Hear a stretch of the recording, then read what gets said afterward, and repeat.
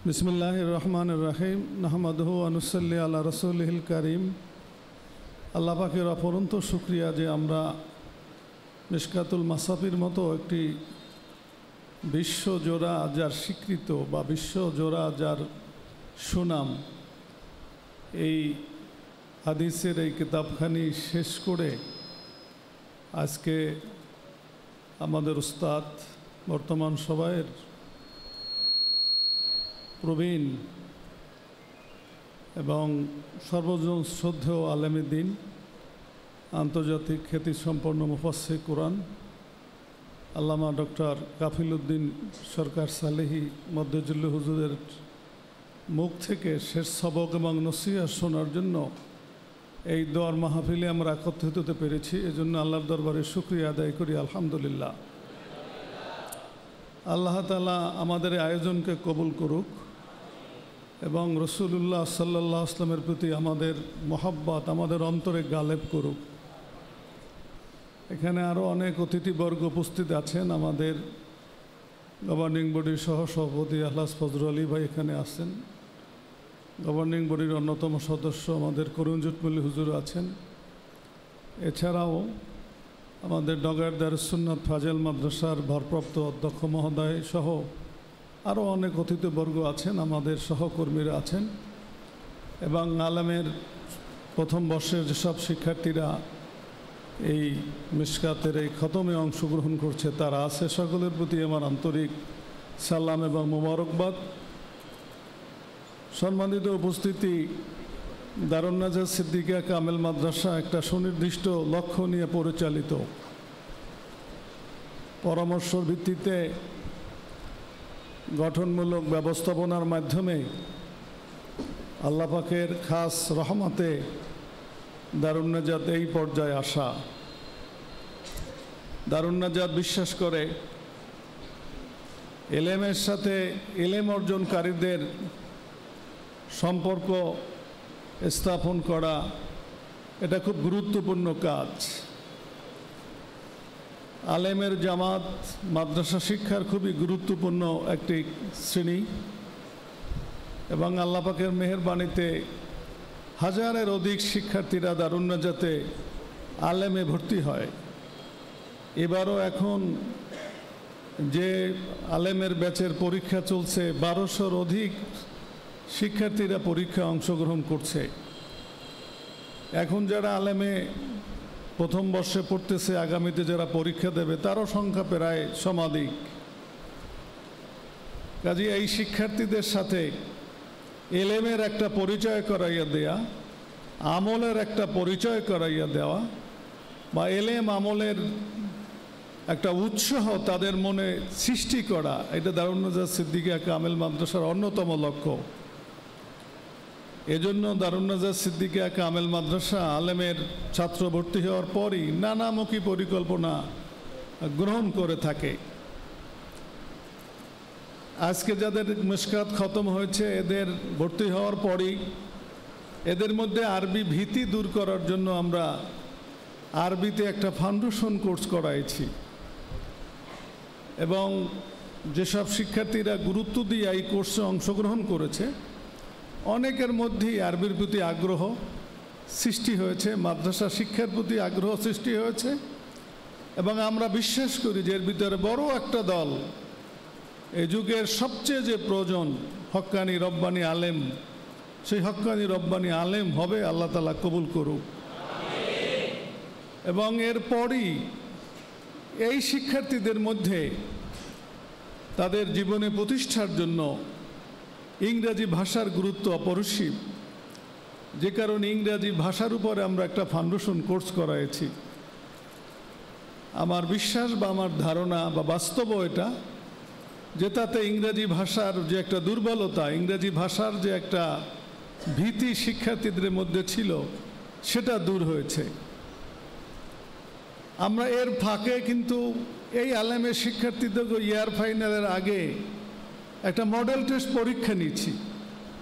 সে পরীক্ষার মাধ্যমে ছেলেরা পরীক্ষা সম্পর্কেও ধারণা লাভ করেছে এবং এরপরই আমরা মিশকাত শরীফ খতমের প্রায় 10-11 বছর করোনার কারণে মধ্যবর্তী সময় হয় নাই, কিন্তু 10-11 বছর যাবৎ এই মিশকাত শরীফ খতম করার যে আমাদের উদ্যোগ, এই উদ্যোগটা আমরা গ্রহণ করছি এবং শুকরিয়া আল্লাহ তাআলার কাছে যে এবারের মিশকাতের এই খতম বা মিশকাতের এই 10 ছিল একটা আলাদা বৈশিষ্ট্যপূর্ণ।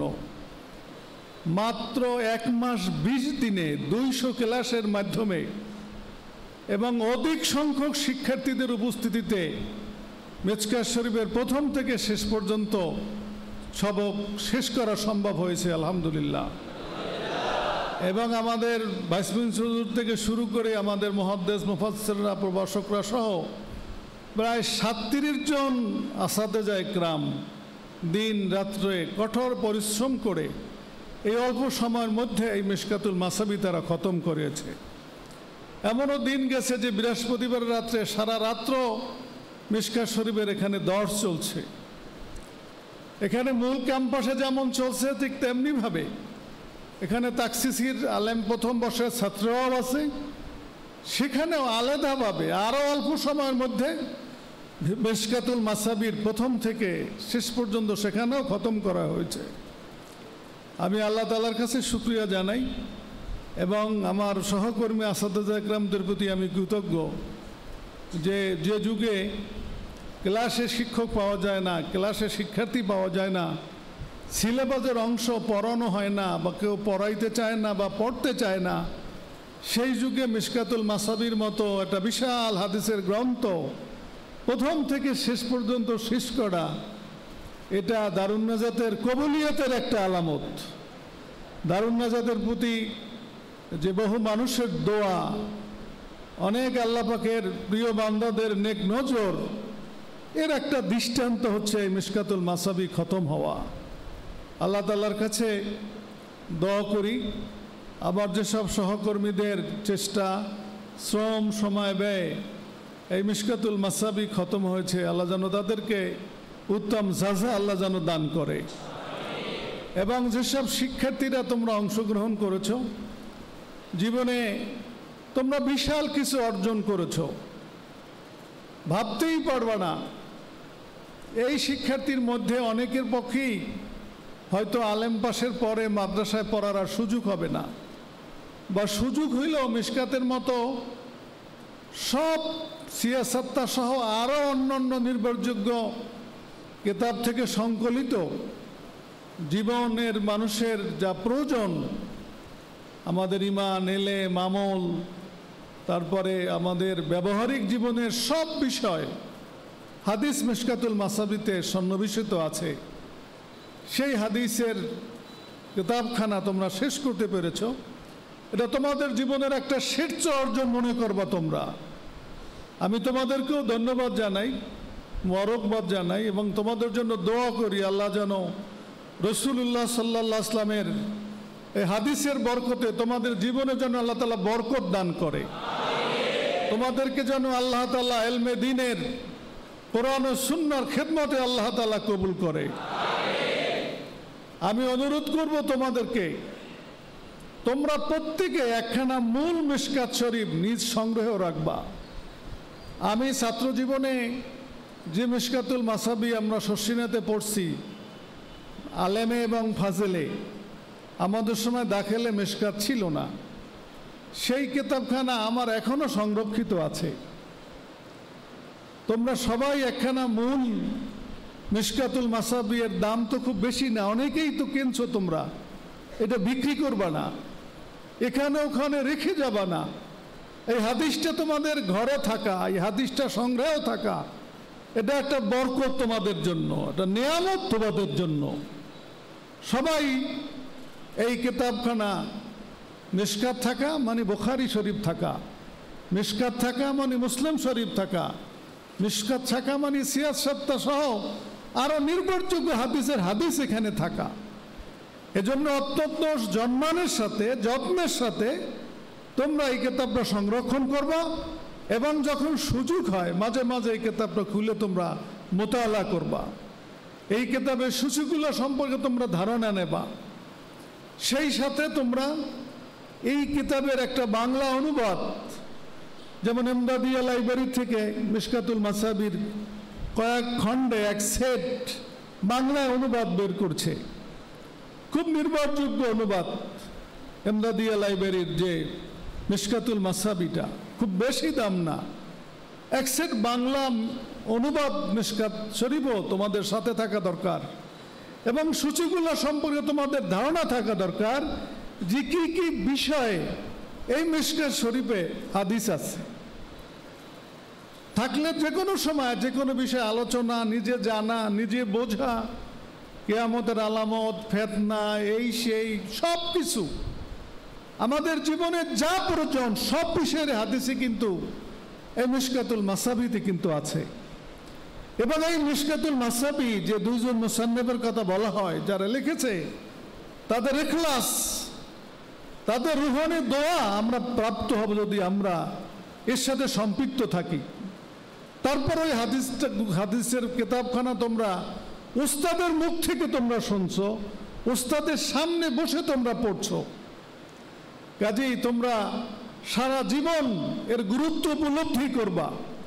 আমরা যেরকম গুরুত্ব উপলব্ধি করছি, যে কারণে হাজারো সীমাবদ্ধতার মধ্যে, ব্যস্ততার মধ্যে তোমাদেরকে নিয়ে এই কিতাবখানি শুরু থেকে শেষ পর্যন্ত শেষ করানো সম্ভব হয়েছে। তোমরাও সারা জীবনের গুরুত্ব উপলব্ধি করবা, হাদিসটি মোতালা করবা, যে কোনো জায়গায় আলোচনা করো, জুমার নামাজ পড়াও বা নিজে জ্ঞান অর্জন করো, যখনই সুযোগ হয় তোমরা এই হাদিসের কিতাবটা তোমরা মোতালা করবা। তোমরা আরো ভাগ্যবান যে মিশকাতুল মাসাবির মতো এই কিতাব এইখানে যেমন আমাদের আসাদেজরাকে, আমাদের ভাইস প্রিন্সিপাল পড়াইছে, আমাদের হেড মুহাদ্দিস হুজুরে পড়াইছে, আমাদের দিনাজপুর সমস্ত বড় বড় মুহাদ্দিস মুফাসসির যারা, তারা এইখানে পড়াইছে। সর্বশেষ আমাদের সবাই উস্তাদ, এদেশের হাজার হাজার উলামায়ে কেরামের উস্তাদ ডক্টর আল্লামা কাফিলউদ্দিন সরকার সালেহী হুজুর আমার উস্তাদ। আমরা আলেমে হুজুরের কাছে পড়ছি, ফাজেলে পড়ছি, কামেলে পড়ছি। হুজুরে আজকে শেষ সবক তোমাদেরকে পড়াইবেন, তোমাদেরকে নসিহত করবেন, তোমাদের জন্য দোয়া করবেন। তোমরা কি চাও এর চেয়ে আর? এটা বিরাট কিছু একটা। আজকে এই মিশকাতকে খতম করে একটা মজলিস, একটা মাহফিলেও তো এত লোক হয় না যে আলেমের ছাত্ররা তোমরা এখানে আছো। অনেক বিজ্ঞ বিজ্ঞ ওলামায়ে কেরাম মেহমান এখানে তাশরিফ আনেছেন। আমাদের ভান্ডারের হুজুর অনেক দূর থেকে অনেক কষ্ট করিয়া এই দোয়ার অনুষ্ঠানে শরীক হইতে এসে পড়ছে। কেবল পরশুদিন রাত্র 3টা সাড়ে 3টায় বাড়ি যেয়ে পড়ছে। আবার আজকে এই প্রোগ্রাম আবার এইখানে শরীক হয়েছে তোমাদেরকে দোয়া করার জন্য, দোয়ায় শরীক হওয়ার জন্য। এছাড়া আরো অনেক সম্মানিত মেহমান এখানে তাশরিফ আনছে, এটা তোমাদেরকে দোয়া করার জন্য কিন্তু আনছে। কাজে এই বিষয়টা তোমরা গুরুত্ব উপলব্ধি করবা এবং এই হাদিসের কিতাব তাজিমের সাথে, সম্মানের সাথে সংরক্ষণ করবা এবং তোমরা পড়তে চেষ্টা করবা এবং রাসূলুল্লাহ সাল্লাল্লাহু আলাইহি ওয়াসাল্লামের সুন্নাতের উপরে আমল করার তোমরা চেষ্টা করবা। আল্লাহ তাআলা সেই তৌফিক তোমাদেরকে দান করুন। তোমাদের জন্য আমাদের কিন্তু একের পর এক উদ্যোগ কিন্তু আছেই। মোটামুটি আরবি ফাউন্ডেশন কোর্স গেছে, ইংরাজি ফাউন্ডেশন কোর্স গেছে, মধ্যে একটা মডেল পরীক্ষা গেছে, এরপরে আবার মিশকাতুল মাসাবি শেষ হয়েছে। আবার আগামী 13 তারিখ, আগামী মাসের 13 তারিখ থেকে তোমাকে ইয়ার ফাইনাল পরীক্ষা হবে। এ পরীক্ষা যদি তোমরা ভালো করতে পারো জন্য কিন্তু আমাদের সার্বিক প্রস্তুতি, প্রশ্ন, তোমাদেরকে পরীক্ষার নির্দেশনা দেওয়া, সব প্রস্তুতি কিন্তু আমরা একটার পর একটা কিন্তু গ্রহণ করতেছি। দরকার তোমাদের এইগুলোর গুরুত্ব উপলব্ধি করা, দরকার তোমাদের আমাদের সাথে একমত হওয়া, এই কাজের জন্য পরিশ্রম করা। তোমরা আলেমের ছাত্র, সবাই বুঝদার, জীবন সম্পর্কে তোমরা সচেতন, জীবন সম্পর্কে তোমরা অনেক আশাবাদী। আর জীবনে বড় হইতে হইলে পরিশ্রম ছাড়া, কষ্ট ছাড়া কেউ বড় হইতে পারে না। এজন্য তোমরা এই যে সামনে ইয়ার ফাইনাল পরীক্ষা হবে, এই পরীক্ষা হবে তোমাদের আগামী কেন্দ্রীয় পরীক্ষার আলোকে। সেই পরীক্ষার জন্য তোমরা এখন থেকেই প্রস্তুতি নেবা এবং নিয়মিত তোমরা ক্লাস করবা। অনেক সময় আমরা দেখি সেকেন্ড ইয়ার উঠলে শিক্ষার্থীদের মধ্যে ক্লাসে অনুপস্থিত থাকার একটা প্রবণতা দেখা যায়। এটা দুর্ভাগ্য, এটা যেন না হয়। তুমি নিজে যত পড়ো, একজন উস্তাদের সামনে পড়ার গুরুত্ব আলাদা। উস্তাদের নজর, উস্তাদের দোয়া।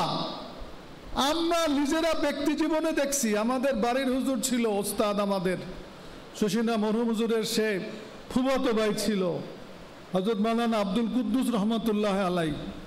আমাদেরকে দাখিল নবম দশমে উসুলে শাসি পড়াইতো। হুজুরে বয়স্ক মানুষ ছিলেন, তার ভাষা অনেক সময় আমাদের বুঝতে একটু কষ্ট হইতো, বয়স শেষ অবস্থায় ছিল।